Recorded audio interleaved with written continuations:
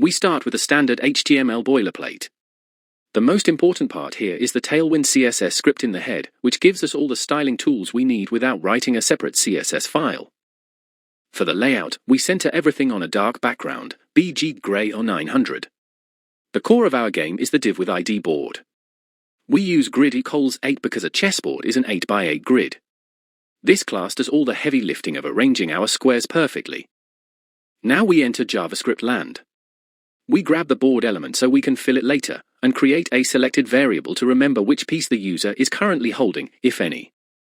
Instead of loading images, we use a clever shortcut, Unicode characters. This dictionary maps our internal codes, like WA for black rook or PEAT for white pawn, to their actual visual icons. We represent the board state as an array of strings. Lowercase letters are black pieces, uppercase are white, and dots represent empty squares. This is essentially a map of the battlefield. The drawBoard function is our render loop. We clear the previous board and then loop through every row, R, and every column, C, to build the squares one by one. Here is the styling logic. We determine if a square should be dark or light using the math trick R plus C %2.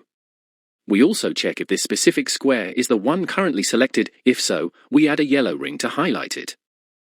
We place the correct chess icon into the square, or leave it empty if it's a dot, attach a click listener that remembers the coordinates R, C, and finally add the square to the DOM. This function handles the game flow. If we already have a piece selected, clicking a square means to move here. If we don't have a piece selected, clicking a piece means pick this up. After any action, we redraw the board to show the changes. JavaScript strings are immutable. You can't change just one character, so we have to use a trick.